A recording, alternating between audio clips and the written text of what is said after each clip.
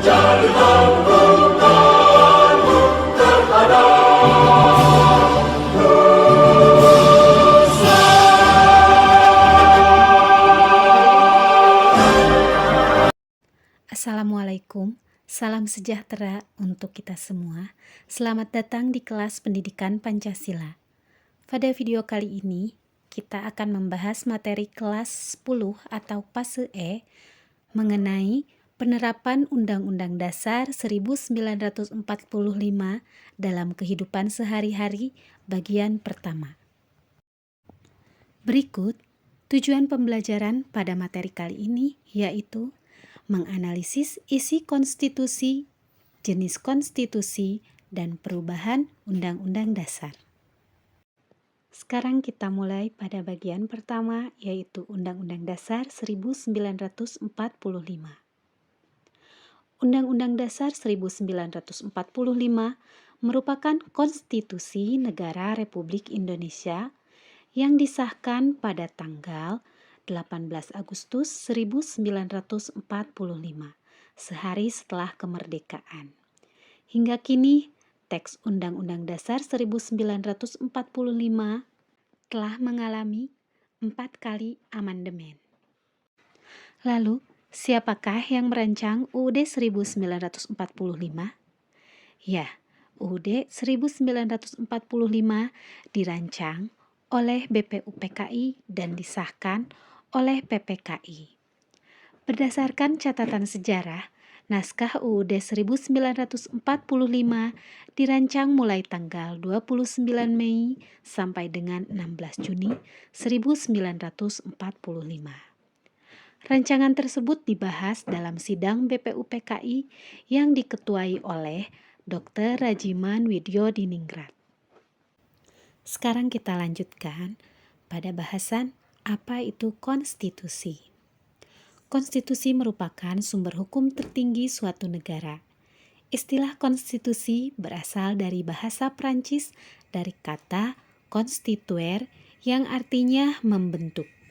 Dalam definisi lain, konstitusi diartikan sebagai ketentuan dan aturan menyangkut ketatanegaraan. Seperti yang disampaikan Steenbeek, terdapat 3 muatan pokok konstitusi, yaitu yang pertama adalah pengaturan tentang perlindungan hak asasi manusia dan warga negara. Yang kedua, pengaturan tentang susunan ketatanegaraan suatu negara yang mendasar. Dan yang ketiga adalah pembatasan dan pembagian tugas-tugas ketatanegaraan yang juga mendasar. Lalu, kenapa konstitusi itu penting? Tentu saja, negara dan konstitusi adalah 2 hal yang tidak dapat dipisahkan.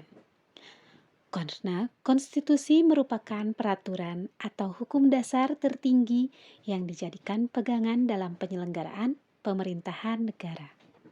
Sekarang kita lanjutkan pada jenis-jenis konstitusi. Yang pertama adalah konstitusi tertulis, di mana konstitusi tersebut dicantumkan dalam satu naskah atau dokumen.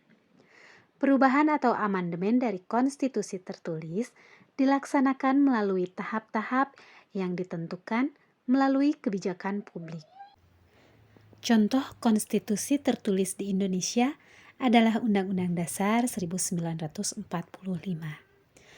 Konstitusi tidak tertulis yaitu ketentuan-ketentuan yang mengatur tata negara tidak dalam bentuk naskah tertentu, tetapi melalui konvensi atau pemufakatan. Contohnya yaitu pidato Presiden 16 Agustus serta praktik musyawarah mufakat di MPR. Sekarang coba sebutkan negara mana saja yang tidak memiliki konstitusi tertulis. Ya, di antaranya adalah Inggris dan Selandia Baru. Sekarang kita lanjutkan pada materi pergantian Undang-Undang Dasar di Indonesia. UUD 1945 sejak disahkan oleh PPKI telah mengalami pergantian dikarenakan keadaan dan dinamika politik yang berkembang. Yang pertama, periode Undang-Undang Dasar 1945 Yang kedua, periode Konstitusi Republik Indonesia Serikat. Yang ketiga, periode Undang-Undang Dasar 1950. Yang keempat, periode kembali ke Undang-Undang Dasar 1945.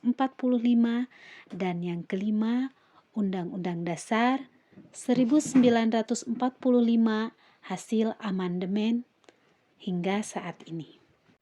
Sekarang kita lanjutkan pada pembahasan amandemen Undang-Undang Dasar 1945. Dikutip dari berbagai sumber, amandemen merupakan istilah yang digunakan dalam perubahan secara resmi pada dokumen untuk dilakukan perbaikan. Lalu bagaimana dengan amandemen Undang-Undang Dasar 1945? Amandemen pertama disahkan pada 19 Oktober 1999 dengan perubahan pergeseran kekuasaan legislatif yang dinilai terlalu kuat serta pembatasan periode jabatan presiden. Amandemen kedua disahkan pada 18 Agustus tahun 2000 dengan perubahan pengaturan mengenai peran dan fungsi DPR serta kewenangannya. Pemerintah daerah, hak asasi manusia, lambang negara, serta lagu kebangsaan. Amandemen ketiga disahkan pada 10 November 2001 dengan perubahan pengaturan mengenai kewenangan MPR, kepresidenan, impeachment, bentuk dan kedaulatan negara, keuangan negara, serta kekuasaan kehakiman. Amandemen keempat disahkan pada 11 Agustus 2002, yaitu dengan perubahan tata cara penggantian presiden, DPD sebagai bagian dari MPR, pernyataan perang, perdamaian dan perjanjian, pendidikan dan kebudayaan, perekonomian nasional, dan kesejahteraan sosial, mata uang dan bank sentral. Sekian pembelajaran kita kali ini. Semoga bermanfaat. Sampai berjumpa pada video selanjutnya.